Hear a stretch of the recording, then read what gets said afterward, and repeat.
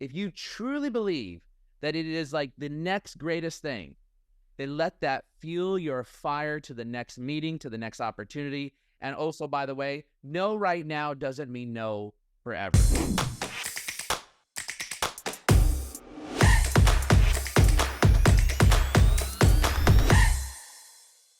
About how do you evaluate founders and this customer acquisition strategy concept?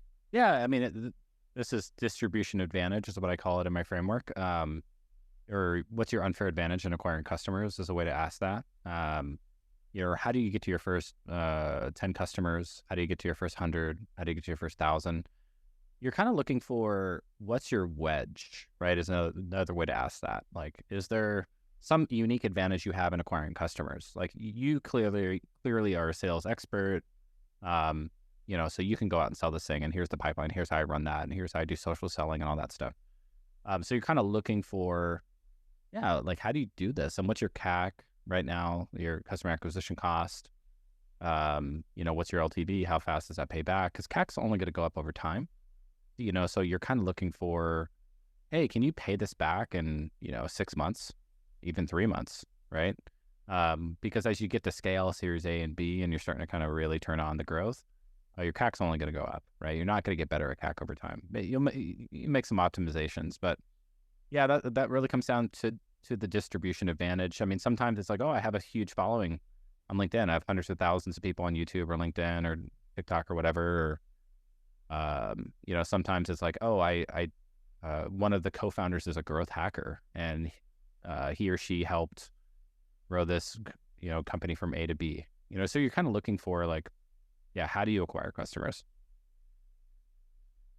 Gotcha. And you also incorporated a bit of the marketing side as well. And I think that's where a lot of founders, they fall down at, which is, I don't know how to market, or I don't know how to do videos, or I don't know how to do, right? And we talked about that on your podcast as well, in terms of best practices. Like, get out there and start evangelizing. Get out there and start putting videos out there. Get out there and form a friggin' podcast, right? Around your domain as a way to be able to scale. Let's talk about the business model. When you're assessing a startup's business model, how do you weigh current profitability against scalability and future growth potential? Yeah, I mean, there's a few things here, right? We invest in B2B SaaS, right? So typically that's the best business model ever invented. You basically solve somebody's problem, and then you charge them to solve it every month and every year thereon after, right? And then you figure out what other problems they have, and you can cross-sell and upsell them. And so you're looking at things like, on the margin, that end customer, what's the margin for that end customer? That next customer that you onboard. So you're kind of looking for that typical software margin of 80, 90%. And that's a pure software business. That's what I invested in. You have tech-enabled businesses that are kind of software on top of some sort of real world kind of logistic operations, or, there's some real cogs there, like in a standard traditional business sense. You have marketplaces and fintech, which have different kind of business models. So you're kind of looking for, you have crazy high margins on this, so it's going to be really, really easy to scale this. And from a profitability perspective, the reason that I exist is because SaaS businesses are not profitable to start. Now, you can get default alive, and that's typically why we only invest in companies that have 10 to 20,000 of monthly recurring revenue, because they can take the 2 or 3 founders and really trim the fat and be default alive if they had to at that point, depending on where they live and how much salary they're taking, all that stuff. But yeah, you're looking for, margins are strong at a very basic level. And I just don't look at anything else that has very low margins. So. Got it. All right. So, due diligence process. We're coming up on time here. First off, tell people what due diligence is. I've been in it several times. I've had people start asking me to lift up open up the sheets quite a few times, right? So talk about that and walk through a traditional and or your personal due diligence process. Yeah, mine's probably a little different from somebody writing $1 million check, right? We're writing a high volume of small checks. And, I think, when a VC starts due diligence with you, they basically said, hey, this kind of checks all the boxes for me. Let me dig in here and see if I can find any reasons to say no. You're kind of like, and I tend to err on the side of like starting due diligence a lot. So I'll probably do at any given time have 20, 30 companies in due diligence, and have a bunch of analysts on staff helping me, go through the financial statements and you'd be surprised how often you're like, oh, you said you had, 600,000 of ARR, but your revenue's been completely flat all year. So how did you calculate that? Oh, well, we just closed this big deal and we multiplied it by 52. Like, okay, well, that's not how you do it. So there's lots of little things like that you'll kind of find in due diligence. You kind of look at, you start digging into like, who are the co-investors, which isn't really important, but you kind of want to know, as a small check, I don't want to come in at the beginning of the round and have you run out of money, right? So that's another thing I'm looking at. That's why, like, if you land $1 million check in your round, you're going to have such an easy time raising another 500 to $1 million. You're like, I already got $1 million in, and you're just kind of looking through you're checking the cap table, you're checking any shareholder loans, you're checking the incorporation docs, IP assignments. You're looking at the safe that you're going to sign and seeing if there's any irregularities. I've made mistakes where I signed safes that pushed a portion of my conversion to common, and I wasn't even paying. I was so early, like as an angel 6 years ago, that I was like, I didn't even read the fine print. So you're kind of like reading all the fine print in due diligence and making sure you're not making any bad decisions. Taking another look at all the things that they said in their deck and in the call. More or less. Sometimes you're calling customers. You're calling some of the other investors that they say are committed to the round. You'll call them and be like, hey, Bob, I'm looking at, fly message with you. What do you like about the deal? Stuff like that.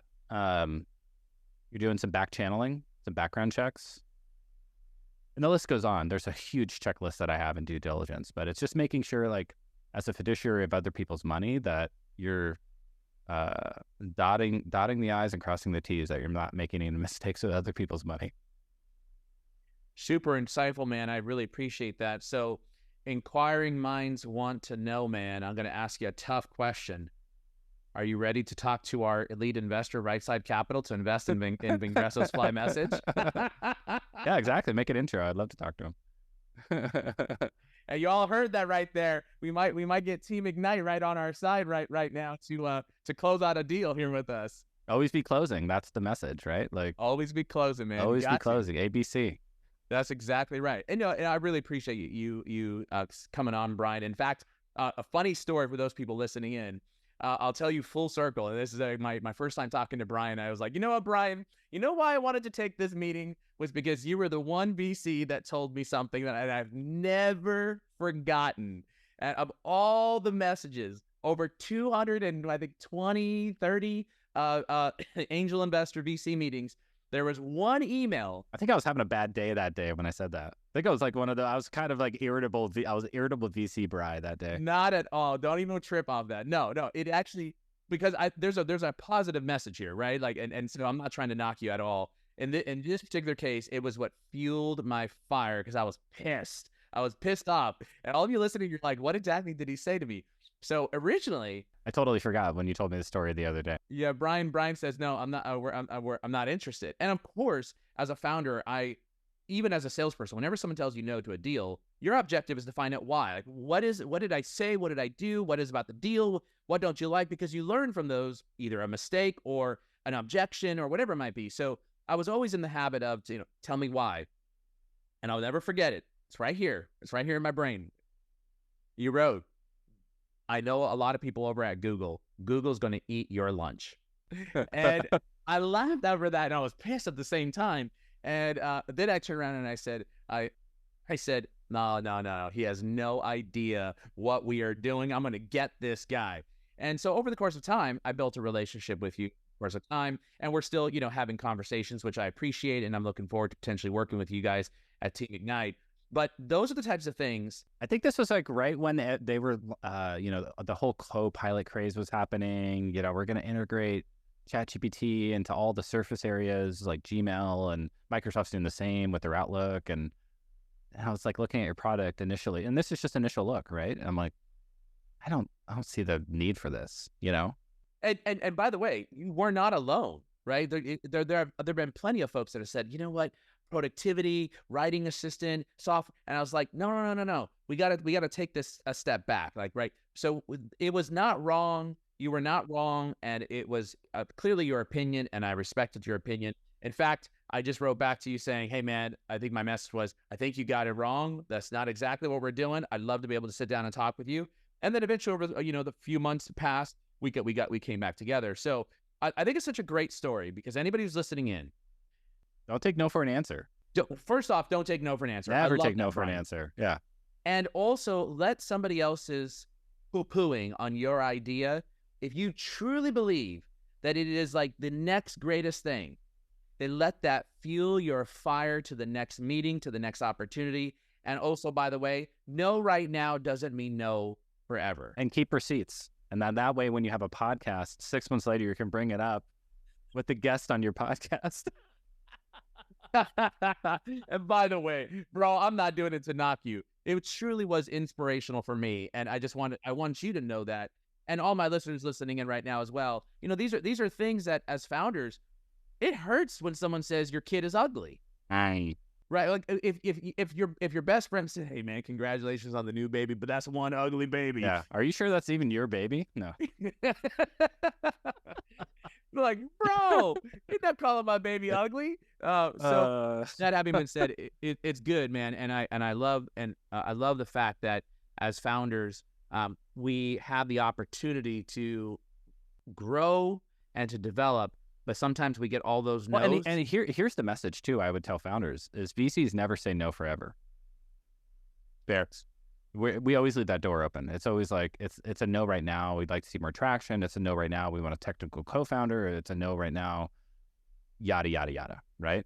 And because, there's no bad idea. It's just bad timing. Right. We didn't even talk about that. That's one of the most important things in my framework is timing. And it's the hardest thing as an investor to get right.